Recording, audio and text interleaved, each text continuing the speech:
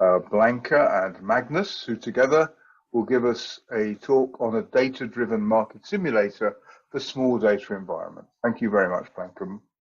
Thank you very much, Terry, for the opportunity and for organizing this, also to all the organizers.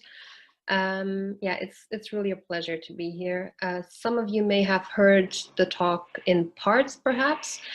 Some of you will be perhaps very happy to see a different sort of application of signatures with respect to simulation of market data, and in particular small data environments and time series where we don't have that much data available.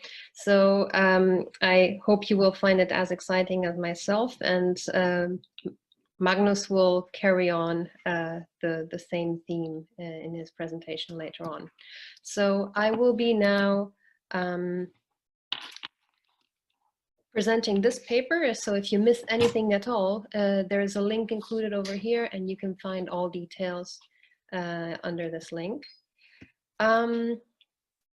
Right, so let me start with the motivation for this presentation, which comes from the work by collaborators. Hans Bühler and Ben Wood were working together with Lukas Gonnon and Josef Teichmann on the deep hedging.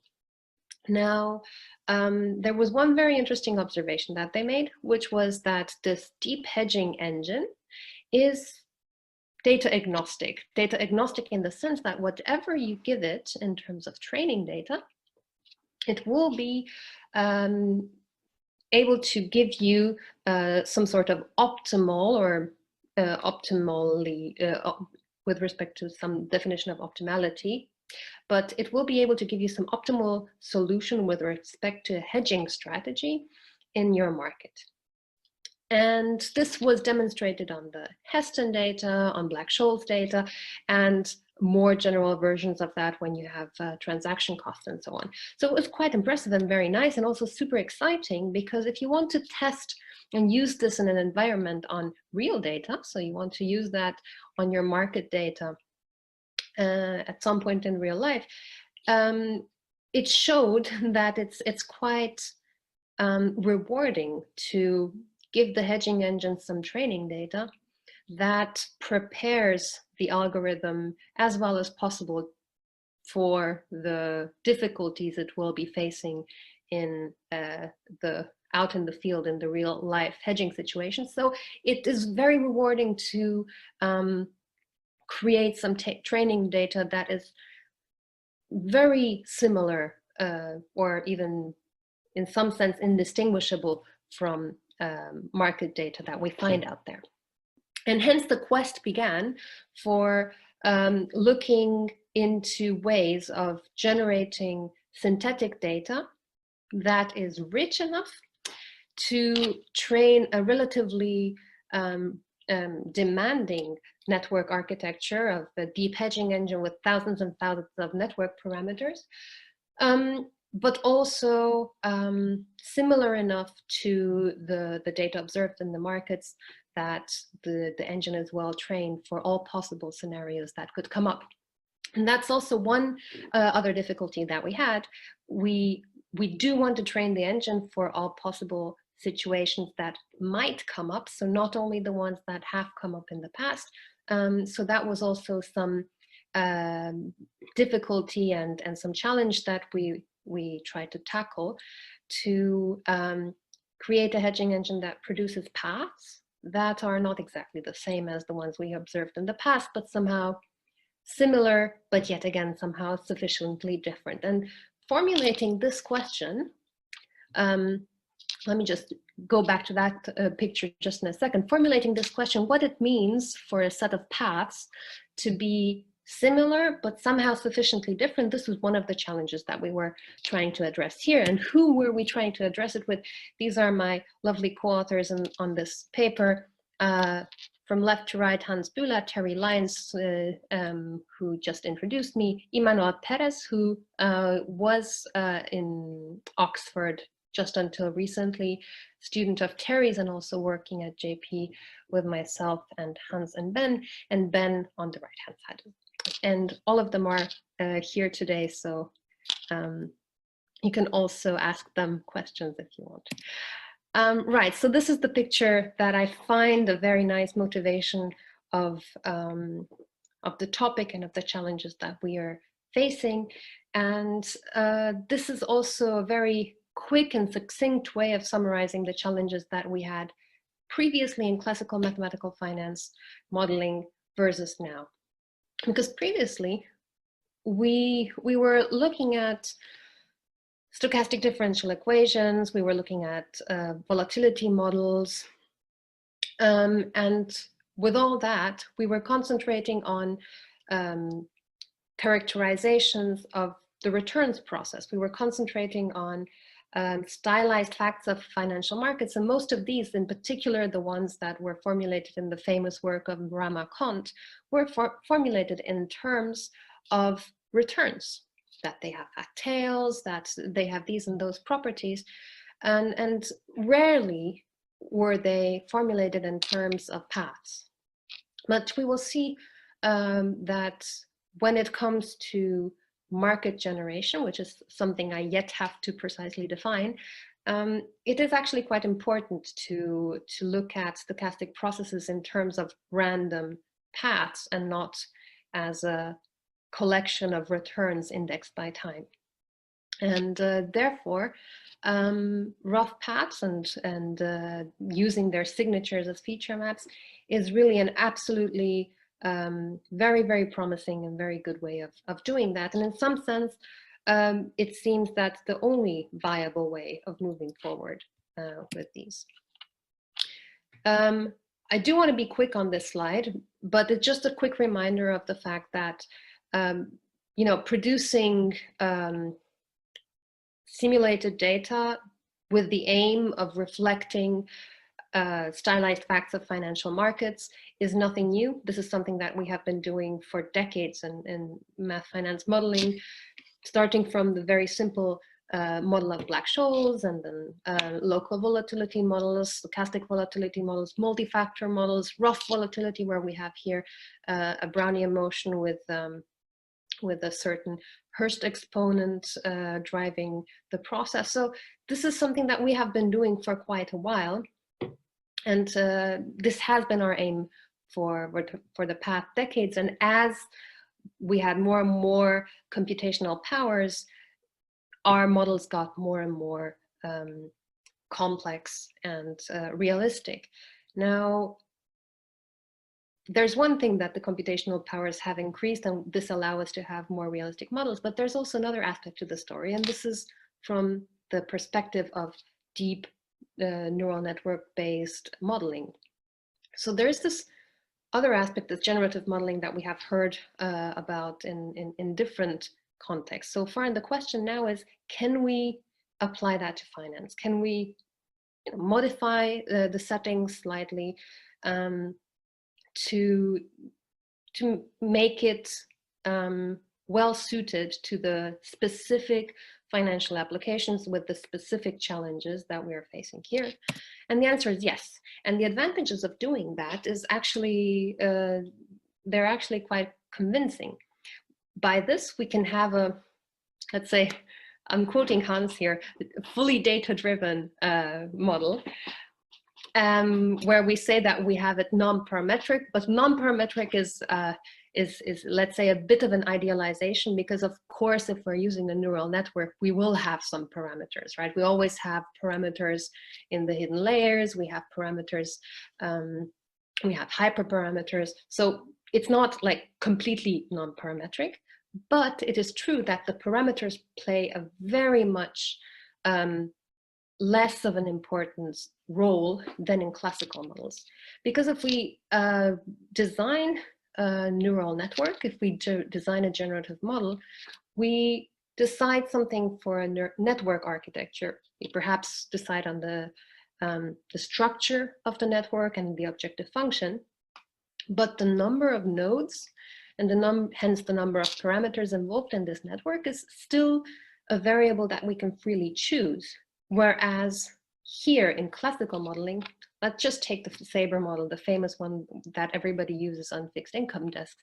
You have 4 parameters, and that's what you're left with. You have 4 parameters that have a very clear meaning of what they govern in terms of the shape of the pricing surface, or the properties of different derivative prices. And those 4 parameters are your only ways of governing all kinds of different aspects that you want to govern. Whereas here, you don't only have 4 parameters, but you can choose as many as you wish.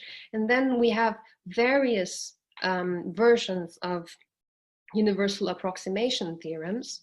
One of them has been derived by Terry and Patrick Kidger, who we have also heard earlier in this session, which guarantee that if we only have enough parameters, enough layers, then we are going to be able to approximate any function with sufficient regularity. So that's really good news. We will be able to approximate by a neural network that we build a function as precisely as we want. We don't have a limitation by the number of parameters here. So this is actually quite nice. We have some issues regarding interpretability, perhaps so far, which we will also address. But this is already a very promising aspect of deep neural network-based modeling. There are versions of mixing the two, like 1 and 2, and I would say that some talks so far have already addressed this. So let me just not go into that just for the sake of time, and carry on with the deep neural network-based aspect again. So the idea of this is that we want to create random data, random paths, random distributions that look very much like a data set observed in the market, without actually asking whether there exists any parametric distribution at all that fits that data. So we take some source distribution. Let's say we take a uniform distribution or a standard normal distribution. And the task now is to approximate the transformation from the source distribution to that histogram, or to that target distribution that we observed in the data. That is the task. And I briefly started getting into this, that we don't really care whether there exists any parametric distribution at all in this target distribution that fits well the target distribution. We are actually happy on the level of data samples. We are happy to have a histogram of the data lined up very nicely, and whether it resembles a t-distribution, whether it resembles some sort of Gaussian distribution or not, we're not really concerned with that. From this moment on, we have this possibility of staying purely on the level of data samples. So from this moment on, the only thing we care about is whether the output of our generative model, and output in terms of the data sample it produces, resembles the data observations that we have from the market, and resembles in the sense of 2 sample tests. So we will be applying some statistical tests to ask ourselves the question, okay, we have 2 data samples. Do we think that these 2 data samples originate from the same generating distribution, or do we think that these data samples originate from different generating distributions? And if we get fooled into thinking that they're from the same distribution, then we're happy. That means that we did a good job in our generative model. And if we think that they come from different distributions, then we still have to put in some work to fine-tune our generative model. So the idea resembles a little bit what we have seen from GANs, or generative adversarial networks. And in fact, those are not the only ones that are out there for generative modeling. The oldest way of producing artificial data, or the oldest generative models, are restricted Boltzmann machines. They have been used by Kondratiev and Schwarz in a paper titled The Market Generator. Then there's adversarial networks that many authors use, and they're very popular. And then there's variational autoencoders, which we think are very well suited for the particular situation where we don't have that much data available, but still want to train a lean and elegant network to produce more data of the same sort. So this is the what the choice of our generative model is, and this is what we will be speaking about in today's presentation. And then there's the time series aspect. That's not necessarily something I have to speak too much about, because we have heard several very interesting talks on that topic. Now, also here, the financial aspect does have its certain challenges, and it presents not only the time series aspect as a challenge, but also the fact that time series have a certain information structure, and the fact that we want to connect the points that are coming in a sensible way. So points that are coming in, meaning that we have data points appearing and becoming known to us at a certain frequency. This frequency can be regular or perhaps irregular, and between these observations, we would like to complete this to a continuous path in some sensible way, and rough paths and signatures seem to be a very suitable way for that. So let us return to this picture that we started out with. And I'm adding here a number 1, and I'm adding here a number 2, just for us to keep in mind what we will be doing in the actual strategy of presenting this data or producing this data. So as a first step, we will be pre-processing our data, and just to be sure that we have some really small data set, we will take the S&P daily index. There's no reason that we're actually focusing on this S&P daily index. We could take a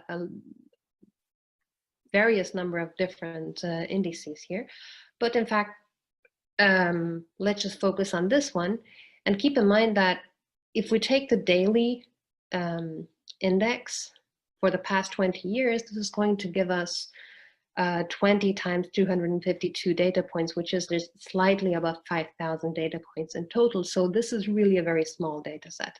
And that we are going to look at upon daily data, then in weekly observations, so weekly meaning 5 working days, or monthly observations. So smaller and smaller data points, and this is going to be our data set that we're looking at. And now, if you remember, we have the number 1 and the number 2, the 2 types of observations, the return-based and the path-based observation. And we want to look at the performance of each of these. How well do these work with the type of financial data that we're looking at? So we will look at this return-based deep neural network generation for the daily data, the weekly and the monthly data, and we will compare that with weekly path segments encoded by lock signatures, which is something that you have heard of already quite a lot today, with the specific transformation, the lead-lag transformation applied to it. And when we pre-processed our data, we apply the neural network, the generative model to it, our variational autoencoder. And there is one more aspect that I have not yet mentioned, which is a challenge of time series data, which is that this data is non-stationary. Non-stationarity meaning that if we think that there is a certain generative process involved today, it might not be true tomorrow anymore. The market may have changed fully. So we might need to adjust the distribution processes depending on what state the market is in today. And a good way of depicting that perhaps is just because I think that was the Thanksgiving turkey example, that just because your experience with your family has been from the perspective of turkey that they have been treating you and feeding you very well up until now, it doesn't mean that between Thanksgiving and Christmas your life is going to be just the same as before. So the past is not necessarily predictive of the future, and the generative process necessarily has to be updated depending on the current state of the market, which is exactly the reason why we are including this C being the conditional variational autoencoder. And then we post-process the output of the generator. There are various ways of doing so, and in the meanwhile there are even more powerful ways of transforming back log signatures into actual path segments, but we propose one way of doing so. And in the last step, we ask ourselves, did we do a good job? Did we produce path segments that look like the ones we observed in the market, or do they differ? And the question here is, as in the two pictures we have seen before, what are good performance evaluation metrics? I know it's a bad thing to be going backwards, but just for a moment, for this version, there are so many established metrics of comparing whether a distribution color-coded in blue or the distribution color-coded in orange are in some sense similar to one another. You can use the Wasserstein metric, you can use some information-based metrics, you can use KL divergence. So there's many established ways of comparing distributions, like one-dimensional or finite dimensional distributions with one another. But when it comes to the question of comparing entire stochastic processes with one another, this is not that straightforward anymore. And the difficulty, now I'm going forward again, in fact, yeah, this is not something I need to tell you now, but the difficulty comes from the fact that the step from one-dimensional to two-dimensional still works, to n-dimensional, finite dimensional still works quite well, but when it comes to the version of path space, so this uncountably infinite dimensional generalization to a locally non-compact space, in fact, that step is not straightforward to do. But luckily, there is some very perfectly matching work done by Ilya Chevirev and Harald Oberhauser from 2018, where they actually work out the perfectly suitable metrics and evaluation scores for this kind of situation.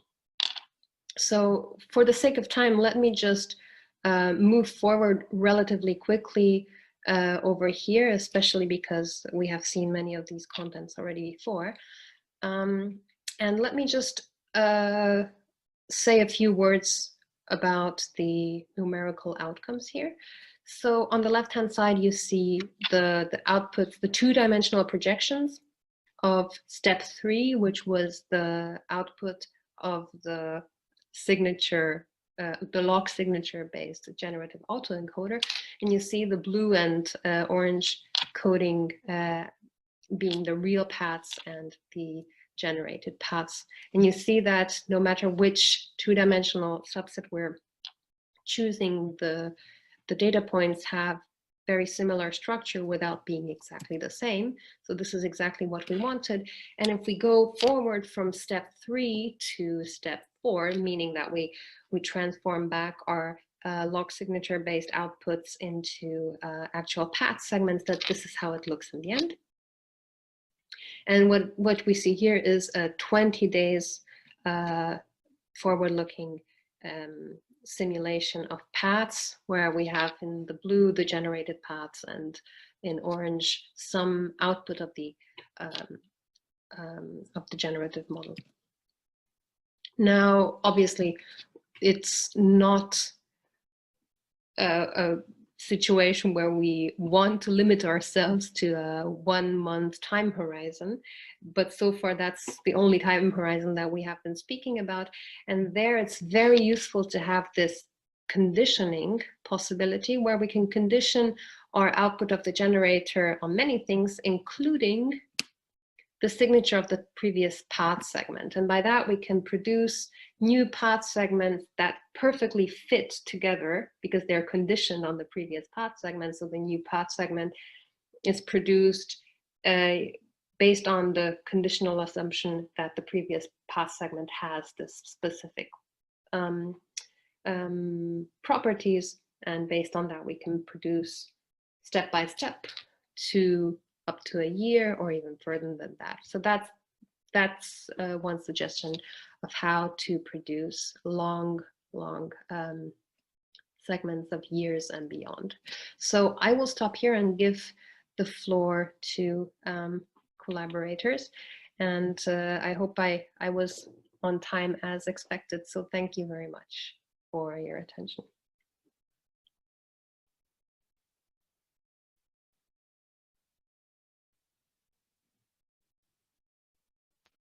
Okay, thank you very, very much, Blanka. Are we going to move directly on then?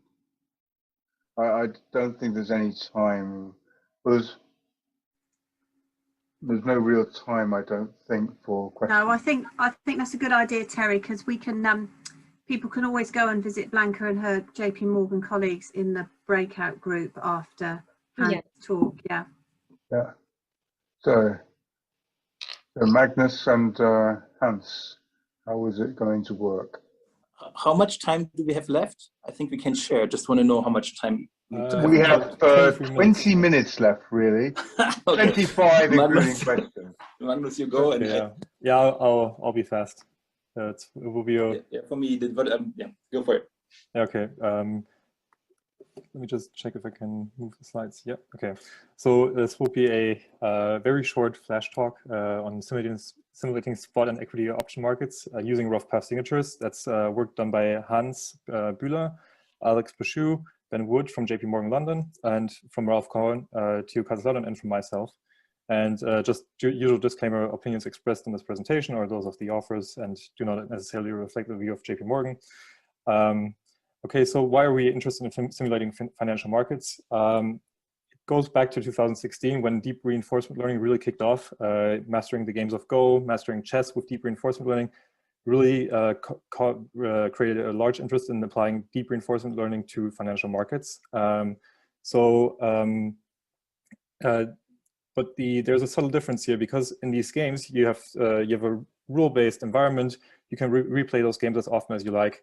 But in financial markets, you have only one history. Especially if you look at the market data on a daily scale, it's really not a lot. If you look at from the post-financial crisis onwards, you have around about 2,500 data points. So what we need is we need to construct a market simulator so we can actually tune our deep reinforcement learning algorithm, and which is here specifically deep hedging, which is a specific application which aims at automating the hedging of a portfolio and hedging a portfolio of derivatives under market frictions such as transaction costs and liquidity constraints. So how do we construct this? We need to learn the functional form of mapping noise, some Brownian motion, and the market state, which consists of past log returns and past discrete local volatilities, grids of discrete local volatilities, to the next day market state, consisting of spot log return and a grid of discrete local volatilities. And yeah, maybe I went a little bit too fast here. Why are we using discrete local volatilities? Well, because at the end we want to simulate call option prices. We want to simulate option prices, and equivalently we can also simulate implied volatilities. But we want to ensure that our market simulator is free from static arbitrage. And discrete local volatilities are a arb-free parameterization which just allows this. We don't want to generate any static arbitrage. That would be a free lunch, and our deep hedging algorithm, this would be a free lunch, and which is which doesn't appear very often on the financial market. So that's why we use this arb-free parameterization. The big question is, how do we calibrate G? And what you can already see just from the notation is that G is a function of past log returns, so it's past spot dynamics and past grids of discrete local volatilities.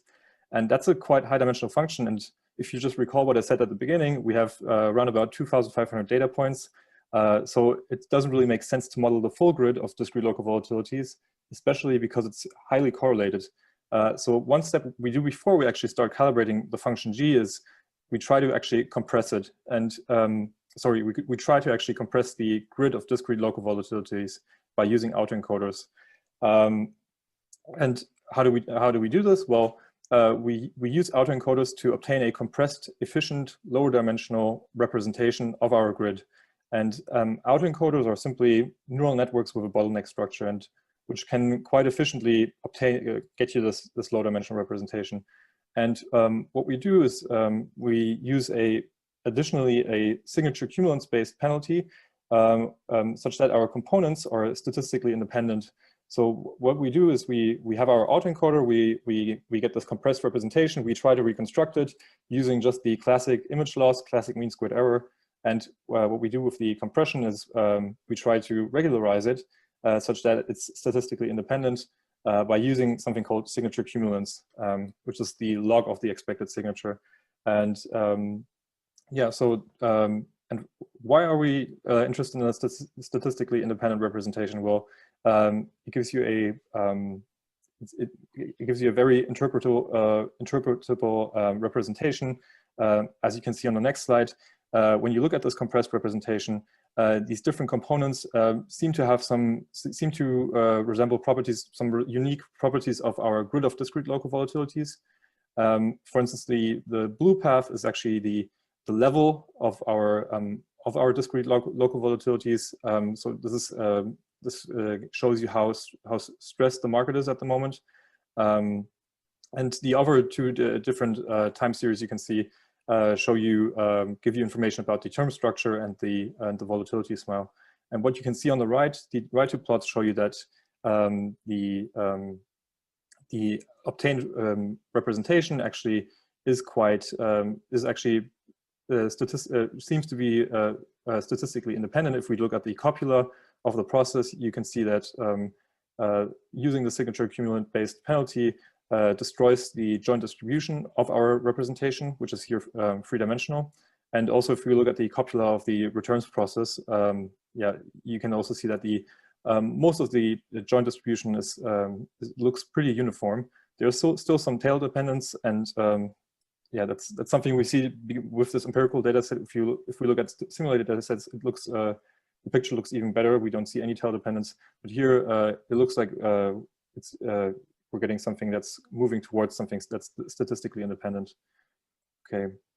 Next question is then, how do we calibrate our market simulator? And I'm not going to go into details, but what we do is, well, we're now interested in simulating next day spot log return and next day compressed representation of our grid of DLVs. And what we do is we use the so-called conditional Stick-Wasserstein loss from Haoni et al. From 2020. And that really boils down just to a moment matching algorithm using signatures. And the large advantage is that what also Blanka said previously in her talk is that usually what you have done before is you used generative adversarial networks. You had some alternating gradient descent between a generator and a discriminator. That's hard to optimize and can give you some very weird results. It can also lead to data memorization.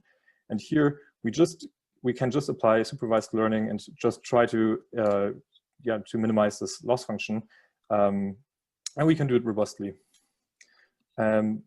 Last, I'm going to show you some comparison of a comparison of the empirical distribution and the invariant distribution of our market simulator. And here I say I really say invariant distribution because generating just the next day is quite simple because it's for various properties of these time series, it's very simple to generate the marginals of the next day because of the high persistence, high autocorrelation of volatilities. So what we are looking at here is really the invariant distribution. We generate 4 years into the future, and we look and then we look at the marginals and autocorrelations and cross correlations. And if we just look at these plots where we're comparing, for instance, the marginal distributions, we can see that the empirical distribution and the generated distribution, they coincide quite well, except for this bimodal distribution, which is very hard to simulate. Also for the cross correlations, you can also see that it's very proximate. So so it seems like using this conditional Wasserstein loss is just doing the right thing. Finally, we also look at the return distribution of our compressed representation. Here we can also see that marginals match, autocorrelations match, and also the cross correlations are approximate very well. Okay, yeah, that will be it from my side. Please ask me questions in the breakout session, and over to you, Hans.